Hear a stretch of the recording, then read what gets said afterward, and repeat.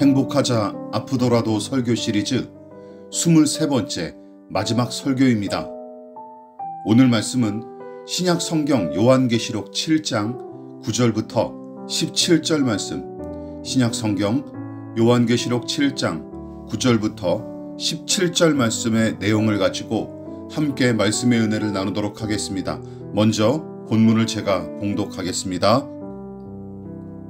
이 일 후에 내가 보니 각 나라와 족속과 백성과 방언에서 아무도 능히 셀 수 없는 큰 무리가 나와 흰옷을 입고 손에 종려 가지를 들고 보좌 앞과 어린 양 앞에 서서 큰 소리로 외쳐 이르되 구원하심이 보좌에 앉으신 우리 하나님과 어린 양에게 있도다 하니 모든 천사가 보좌와 장로들과 내 생물의 주위에 서 있다가 보좌 앞에 엎드려 얼굴을 대고 하나님께 경배하여 이르되 아멘.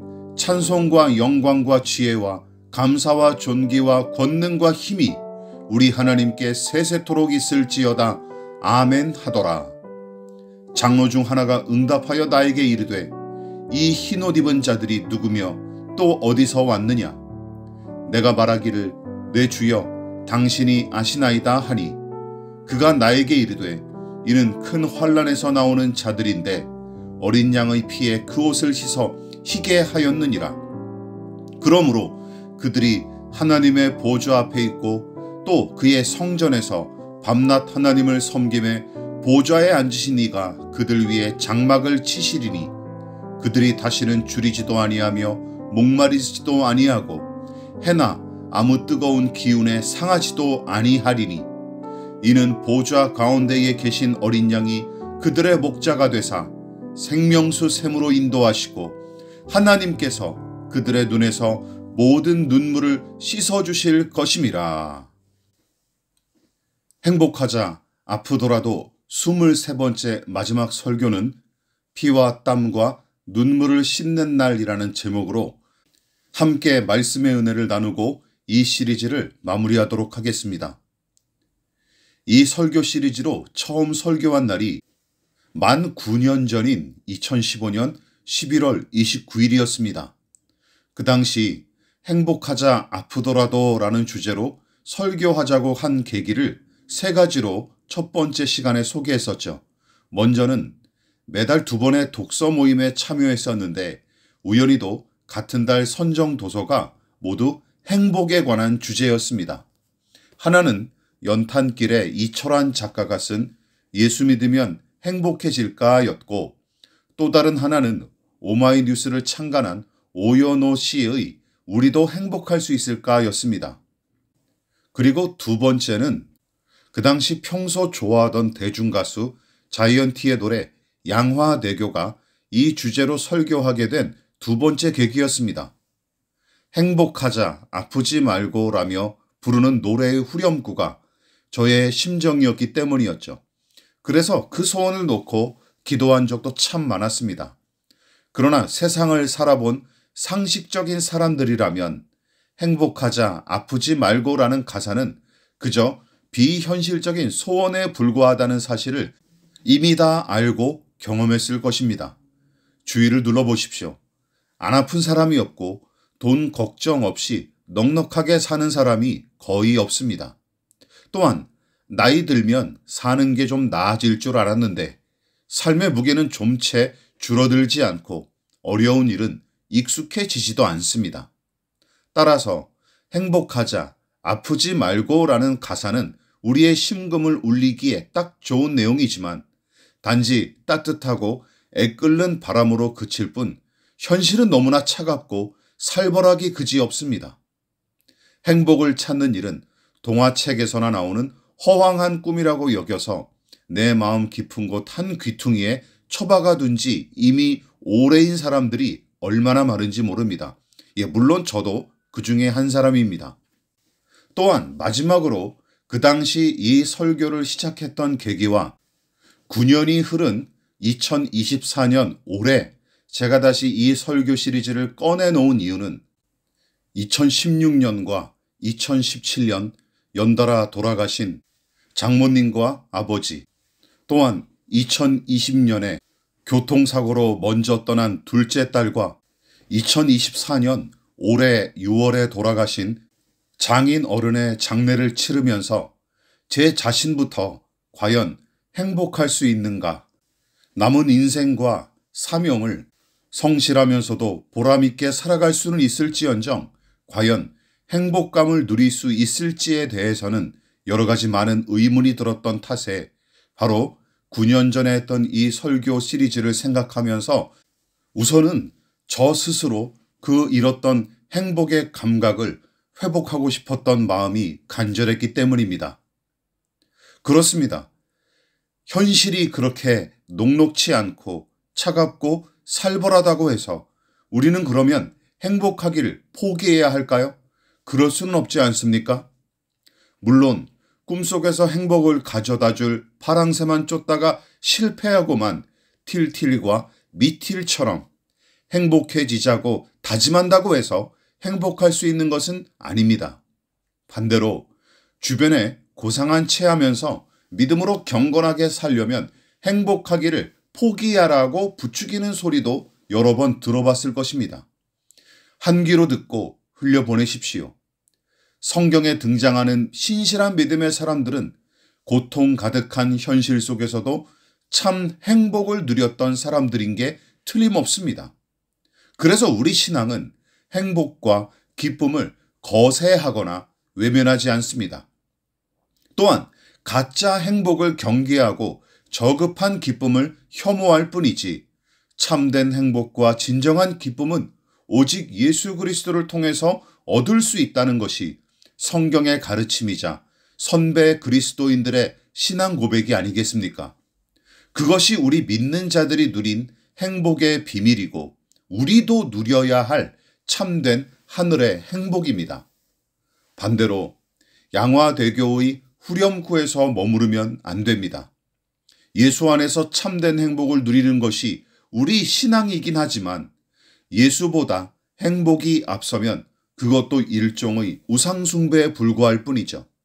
또한 앞서 언급했다시피 아프지 말고 행복하기란 사막 한가운데서 상어를 찾는 것만큼이나 어려운 일입니다. 그러므로 그런 환상과 꿈은 일찌감치 내려놓는 게 정신 건강에도 좋고 우리 생활에도 유익합니다. 따라서 고통이 따르는 현실임을 직시하고 분명하게 인정하되 이 아픈 현실을 운명처럼 여겨 맥 빠진 모습으로 살아가기도 거절해야 하는 것이죠. 그뿐만이 아닙니다. 우리 그리스도인들은 세상이 제시하는 가짜 행복이 아니라 예수 안에서 누리는 참된 행복을 추구하고자 힘쓰는 삶을 살아야 가치가 있는 것이죠. 따라서 그리스도인은 아프지 말고 행복하자 하는 바람에서 그치지 않고 아프더라도 행복할 수 있는 인생을 살아야 합니다. 지난 22번의 설교는 아프더라도 행복하기를 바라는 저의 개인적인 심정이 고스란히 반영되어 있습니다. 더 많은 내용을 다루고 싶기도 하지만 세상에 만연한 고통을 전부 다 다룰 수 없을 뿐더러 저 자신의 생각과 사상의 한계로 이 정도에서 마치려고 합니다. 그렇다면 마지막 설교는 무엇을 함께 나눠야 할까요? 고통의 불길은 신자의 일상에서 예외 없이 찾아옵니다. 고난의 폭풍처럼 한꺼번에 몰려와 단번에 허물어뜨리든지 아니면 가랑비에 옷 젖고 잔매에 골병이 들듯이 잦은 고통으로 행복을 향한 기대가 서서히 허물어지든지 이처럼 고통은 누구나에게 두 가지 형태로 찾아오기 마련입니다. 그러나 우리는 폭풍이나 잔매처럼 찾아오는 고통에도 절대 사라지지 않을 행복이 필요한 것이죠. 그래서 고통의 사막 한가운데서도 절대 시들지 않을 행복의 꽃에 대한 기대, 그리고 거대한 고난의 폭풍 가운데서도 절대로 무너지지 않고 의연히 서 있을 수 있는 행복의 조건이 필요합니다. 결론부터 말하자면 고통의 현실 가운데서도 행복을 지킬 수 있는, 그러할 수 있는 유일한 이유와 원동력은 하나님 때문입니다. 즉, 하나님을 향한 신뢰와 소망으로 우리의 행복은 시들지 않고 무너지지 않을 수 있다는 말씀입니다. 또한 하나님 때문에 행복할 수 있는 이유는 다시 두 가지로 나눠볼 수 있어요. 먼저, 지금 여기서 우리와 함께 하시는 하나님 때문에 우리는 행복할 수 있습니다. 지금까지 함께 나누었던 22편의 설교는 대부분 이 믿음을 기반으로 합니다. 가난과 질병과 실패에도 불구하고 우리와 함께 하시는 하나님, 그분과의 동행은 이 고통스러운 현실 속에서도 꿈과 희망과 미소를 포기하지 않게끔 이끄는 원동력인 것이죠. 믿음으로 사는 신자들에게 이미 주어진 은혜의 선물이 바로 이것입니다. 그러나 완벽한 선물일지라도 불완전한 세상과 불완전한 우리의 처지에서 그 선물을 완벽하게 누리기란 여간 어려운 일이 아니죠. 그리고 대부분의 신자가 바로 이 딜레마를 겪고 있습니다. 하지만 우리의 소망은 이것입니다. 그 은혜를 완전히 누릴 때가 올 것이다 하는 것이죠. 그것이 바로 완전한 하나님 나라를 향한 믿음입니다. 이미 나와 함께 하시는 하나님을 확신하면 확신할수록 하나님 나라가 이미 내 안에 세워졌다는 사실도 확신하기 마련입니다. 거기서 더 나아가 언젠가는 완전한 하나님 나라에서 주와 함께 영원히 영광을 누릴 거로 확신하는 것이 바로 우리 신앙입니다. 이것이 믿음으로 사는 신자의 유일무이한 소망이고 행복의 근거와 원동력이 되는 것이죠. 따라서 완전한 하나님 나라를 향한 이 소망이 고통스러운 현실을 견디는 데서 더 나아가 고난의 불 가운데서도 기뻐할 수 있는 강력한 힘과 근거를 공급합니다. 여러분, 요한계시록은 사도 요한이 반모섬에서 하나님께서 보내신 천사를 통해 종말의 날에 일어날 일을 목격한 기록이죠. 특히 본문 7장은 종말의 때에 구원받은 사람들이 하나님과 어린 양이신 예수 앞에 나와 경배하고 찬송하는 그 영광스러운 장면을 기록하고 있습니다. 천국, 즉 하나님 나라가 어떤 곳인지 궁금하십니까? 그렇다면 본문을 비롯한 계시록 전체를 자세히 읽어보십시오. 또한 그 나라에 들어가서 하나님과 영원한 생명을 누리며 살아갈 사람이 누구인지도 살펴보십시오. 오늘 본문에 누가 그 나라에 들어가서 하나님과 영원히 사는지 알 수 있는 내용이 담겨 있습니다. 과연 참된 행복의 나라, 참 행복을 영원히 누리는 사람은 누구입니까? 본문의 13절을 보면 하나님 보좌 주위에 서서 천사들과 내 생물과 함께 찬양하던 장로들 중 한 사람이 사도 요한에게 이렇게 묻습니다. 흰옷 입은 자들이 누구이고 어디서 왔는지 당신은 아십니까? 선생님이 학생에게 질문하는 모습과 비슷하죠. 다시 말해 장로들은 그들이 몰라서 요한에게 물어본 게 아닙니다. 오히려 요한을 가르치려는 의도로 물어본 말이죠. 그러자 사도 요한은 내 주여 당신이 아시나이다 하며 자신은 알지 못한다고 대답합니다. 그러자 질문했던 장로가 흰옷 입은 사람들의 정체를 친히 가르쳐주는 말씀이 14절부터 17절까지죠. 그러면 흰 옷을 입고 하나님 앞에 나온 사람들은 누구일까요? 물론 그들은 예수를 믿고 구원받은 하나님의 백성들을 가리키죠. 그런데 흰옷 입은 자들의 정체를 알려주는 장로의 대답이 좀 특이합니다. 14절은 큰 환난에서 나오는 사람들, 어린 양의 피로 옷을 씻은 사람들, 16절 다시는 줄이거나 목마르지 않고 뜨거운 기운에 상하지 않을 사람들, 17절 예수께서 생명수 샘으로 인도하시고 하나님께서 눈물을 씻어줄 사람들. 흰옷 입은 사람들을 소개하는 이 장로의 말이 특이하다고 말한 이유는 구원이나 천국에 관해서는 삼위일체 하나님의 주권과 은혜에 초점이 맞춰지기 마련이죠. 여기서도 그들에게 구원을 베푸시고 천국으로 이끄시는 주체가 하나님이심을 분명히 나타내는 표현으로 여러 가지 말이 사용되고 있습니다. 어린 양의 피로 옷을 씻고 그 어린 양이 생명수 샘으로 인도하시며 하나님께서 친히 눈물을 닦아주신다는 말씀이 바로 그러하죠. 그런데 죄인을 구원하여 천국으로 이끄신 하나님의 은혜만 이야기하지 않습니다. 하나님의 보좌 앞에 나온 흰옷 입은 자들이 세상에서 어떻게 살았는지에 관해서도 간접적으로 언급하고 있죠. 즉, 하늘의 이 장로는 흰옷 입은 자들을 구원하신 하나님의 주권과 은혜만큼 그들이 이 땅 위에서 행한 행위도 비중 있게 다루고 있는 것입니다. 이것이 특이하죠. 물론 그들이 자기의 행위와 공로로서 구원받았다는 뜻은 절대 아닙니다. 다만 그들이 살아온 모습과 행위를 언급한 이유가 그렇게 살았으니까 구원을 받았다라는 것이 아니라 구원받은 사람답게 살았다는 뜨거운 칭찬의 말로써 바로 그들의 생애를 언급한 것이죠. 그렇다면 이들은 세상에서 어떻게 살았다는 말씀입니까?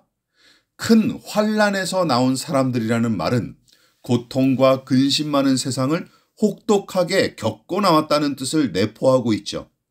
어린 양의 피로 옷을 씻었다는 표현도 마찬가지입니다. 여러분, 깨끗한 옷이면 세탁할 필요가 없지 않습니까? 원래 입고 있던 옷이 더러워졌으니까 씻어주신 것입니다. 죄인이 입었던 죄의 옷을 주의 보혈로 씻어서 깨끗하게 하셨다는 뜻이죠. 더불어 죄악과 싸우고 불의를 거스르느라 더러워진 옷을 씻었다는 뜻으로도 해석할 수 있습니다. 또한 이들은 세상에서 굶주리고 목마르며 다쳐서 상처를 입었었습니다. 물론 폭넓게 해석해서 가난하고 병들고 소외당한 사회적 약자를 가리키는 말로도 해석할 수 있지만 믿음으로 사느라 손해를 보고 박해를 당한 사람들로 해석하는 게 조금 더 적절해 보이죠. 하나님께서 눈물을 씻어주신다는 말씀도 그 속뜻을 되새겨보면 이 세상에서 울어야 할 일을 많이 겪은 사람의 그 눈물을 닦아주신다는 뜻이 아니겠습니까? 그렇다면 그들은 왜 눈물을 흘려야 했을까요? 당연히 믿음을 지키느라 아프고 슬프고 서러우며 외톨이가 되는 일을 겪어야 했기 때문입니다. 결국 구원받은 하나님의 백성을 그들이 믿음으로 살다가 겪은 고통과 그 고통으로 인해 흘린 피와 눈물로 설명한 것이죠. 죄악으로 물들고 불의로 기울어진 세상에서 믿음으로 산다는 것은 너무나 위험천만하고 무모한 짓인 것이죠. 타락한 세상의 생리를 정면으로 대적하고 거스르는 일이기 때문입니다. 그래서 눈물 나고 한숨 쉬며 때때로 피 흘리는 희생을 감수해야 하는 것이 기독교 신앙입니다. 고신대학교 이상규 교수님은 소논문에서 초기 기독교 당시 예수 믿는 사람들을 가리켜서 파라볼라 노이라고 불렀는데 그 의미는 위험을 무릅쓰는 자라는 뜻으로 설명하고 있습니다. 여러분, 왜 그리스도인들에게 파라볼라 노이, 위험을 무릅쓰는 자라는 별명을 붙였을까요? 그리스도인들은 황제 대신 예수를 유일한 주인으로 모셨기 때문이고 제국의 생리를 거스르는 대신 복음의 정신을 따라 살았으며 개인의 성공과 안위보다 하나님 나라의 가치를 더 귀한 것으로 여겼기 때문입니다. 그 당시 이렇게 산다는 것은 고통과 손해를 자초하는 짓이었습니다. 호흡하는 만큼 한숨 쉬어야 했고 매일 가난과 소외와 혐오와 박해에 직면하느라 흘린 땀과 피를 모으면 우물 하나는 좋게 메울 정도였을 것입니다. 그런데도 그들은 믿음을 포기하지 않았고 손해와 고통이 막심할지라도 하나님과 이웃 사랑하는 행위를 계속 이어갔습니다. 위험을 무릅쓰는 자란 별명이 괜히 붙은 게 아닙니다. 예수 믿기 전에는 어떻게든 세상에 잇대어 안락하게 성공하며 사는 것이 가장 큰 소망이었던 사람들이었습니다. 그러나 그리스도인이 된 이후부터는 타락한 세상과 죄인의 본성에 저항하느라 늘 수고하고 또한 예수의 이름 때문에 피와 땀과 눈물을 흘렸으나 또한 예수 안에서 참 기쁨과 행복을 누리고 살아있는 소망을 얻었던 사람들이 바로 초기 그리스도인들이었습니다. 히틀러의 나치 독일군이 베네룩스 3국을 집어삼키고 프랑스까지 진격하던 시점에 영국의 윈스턴 처칠은 수상 취임 직후인 1940년 5월 13일 영국의 적극적인 대응을 촉구하는 연설에서 유명한 말을 남깁니다. 나는 지금 이 자리에서 이미 정부 관료들에게 말하였듯이 의원 여러분께 말씀드리고자 합니다. 제가 여러분께 드릴 수 있는 것은 피와 수고와 눈물 그리고 땀밖에 없습니다. 이후에 독일군이 기세등등하게 런던 시내를 폭격했을 때도 처칠은 다른 지역으로 피신하지 않고 집무실 지하 벙커에서 계속 진두지휘한 거로 알려져 있습니다. 자신의 권력을 이용하여 전쟁을 피하기는커녕 나라가 직면한 위기에 국민과 함께 정면으로 맞섰고 조국과 연합군의 승리를 위해 치열하게 싸웠던 지도자였습니다. 시가전이 벌어졌을 때 파자마 차림으로 전투를 지휘한 일화가 있을 정도죠. 6월 25일 북한의 남침에 놀란 이승만은 밤 10시 반경 메가더에게 전화로 도움을 요청한 뒤 27일 새벽 2시 특별 열차를 준비시켜 강요들과 함께 대구로 몰래 피신했죠. 너무 많이 내려온 것 아니냐 하는 측근의 지적에 다시 대전으로 올라갔다가 대전 방송국에 명령하여 연설을 녹음했는데 정부는 대통령이야 전원이 평상시와 같이 중앙청에서 집무하고 수도 서울을 사수할 것, 국민이 의정부를 탈환하고 적을 추격 중, 그러므로 조금도 동요함이 없이 직장을 사수하시오라고 서울에서 연설하는 것처럼 방송한 후 28일 새벽 2시 한강다리 폭파를 지시함으로써 영문도 모르고 다리를 건너던 수많은 피란민들이 몰사당하는 사태가 발생했습니다. 오히려 힘없는 백성이 공산주의 침략에 맞서서 피와 땀과 눈물로 참혹한 시절을 견딘 것을 생각하면 화가 나고 창피하기도 하면서 그저 무고하게 죽어간 분들과 또한 앞서서 전쟁을 치렀던 그런 분들에게 죄송한 마음뿐입니다.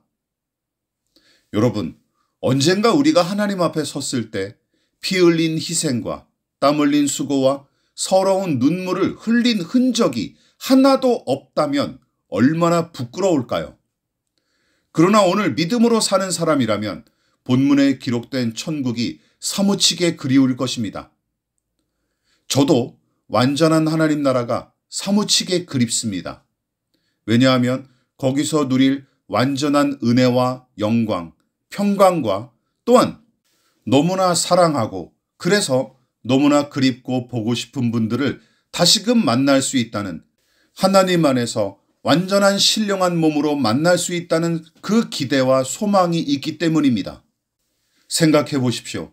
성경과 성령을 통해 세미하게 말씀하시던 주의 음성을 거기서는 똑똑히 들을 수 있고 여기서는 믿음의 눈으로 희미하게나마 볼 수 있었던 하나님의 얼굴과 그 영광을 거기서는 언제 어디서든 두 눈으로 똑똑히 볼 수 있기 때문입니다. 시시때때로 고통을 겪다 보면 차가운 세상 앞에 하나님의 따뜻한 사랑 따위도 별것 아닌 것처럼 느껴질 때가 많습니다. 그러나 그 나라에서는 의심할 여지가 없이 하나님의 품 안에 안겨 있을 테니 무언가를 두려워하거나 무서워할 필요도 없습니다. 하나님의 완전한 사랑 안에서 완전한 안정감과 행복을 영원히 누리며 살아갈 곳이 바로 하나님 나라입니다. 거기서 그치지 않습니다. 하나님 나라가 사무치게 그리운 또 한 가지 이유는 그 나라에 가면 하나님 아버지와 목자 되신 예수께서 우리를 영접하려고 마중 나오실 텐데 그 자리에서 믿음으로 살기 위해 흘렸던 우리의 수고의 땀과 희생의 피와 서러워서 흘렸던 눈물을 친히 다 닦아주실 테고 잘했다, 착하고 충성스러운 내 사람아, 이제는 나와 함께 영원히 기쁨을 누리자 하고 칭찬하시면서 등을 두드려 주실 테니까 말입니다. 앞으로도 믿음을 지킨다고 보상이나 좋은 결과를 얻기는커녕 도리어 멸시당하고 시시때때로 손해와 고통당할 가능성이 더 큽니다. 그러나 그것이 끝이 아닐 뿐더러 믿음을 지키다가 겪는 고생과 아픔이 무의미하게 사라지지 않을 거라 우리는 확신합니다. 지금 우리와 함께 하시는 하나님과 교제하고 완전한 천국에서 그 하나님과 영원히 누릴 소망을 굳게 붙잡읍시다. 피와 땀과 눈물로 얼룩진 옷을 자랑스러워하실 그 하나님을 만날 날을 꿈꾸십시다. 그리고 먼저 간 우리가 사랑했던 사람들, 그분들과 다시 만날 그날을 기약하고 소망합시다. 그 믿음으로 참 행복을 누리고 완전한 행복의 나라로 나아가는 저와 여러분 되시기를 주님의 이름으로 부탁을 드리겠습니다. 기도하겠습니다. 하나님, 매스컴과 SNS가 장악한 오늘날은 모두가 행복을 누리고 있는 것처럼, 또한 누구나 행복을 누릴 수 있는 것처럼 호도할 뿐만 아니라 있는 그대로의 현실을 직시하고 직면하게끔 인도하며 진정한 하나님 나라를 추구하도록 선도해야 할 교회마저 소원 성취와 성공주의와 행복 노름을 복음으로 가르치는 짓을 일삼고 있습니다. 주여, 우리가 회개하고 자복하오니 교회와 신자들을 향한 진노를 거두시고 우리를 불쌍히 여겨 주시옵소서. 무엇보다 하나님의 영광과 은혜를 찬양하고 그 나라와 그 의를 추구하는 신앙이 아니라 이 신앙을 통해 개인의 안락과 행복만을 구하기에 급급했던 우리의 모습을 회개합니다. 하나님, 우리 그리스도인은 행복하기 위해서 신앙하는 것이 아니라 하나님을 섬기고 그 뜻에 순종하기 위해 살아가는 자들임을 생각하고 그 바탕과 토대 위에서 비로소 행복할 수 있음을 잊지 않게 하옵소서. 또한 믿음으로 살다가 겪는 손해와 고통은 물론이고 십자가의 길을 걷다가 겪는 슬픔과 아픔이 무섭고 두려울지라도 결국은 우리의 땀과 눈물과 피를 씻어주시고 마침내 완전한 영광 앞에 서게 하실 그날을 소망하며 지금 여기서 함께 하시는 하나님과 동행하기를 힘쓰는 인생이 되게 하옵소서. 그리고 그날에 우리가 사랑했던 모든 이들을 하나님 안에서 다시 만나게 하여 주시옵소서. 그 앞에 있는 부활의 영광과 승리를 위해 십자가를 기꺼이 참으셨던 예수님의 이름으로 기도합니다. 아멘.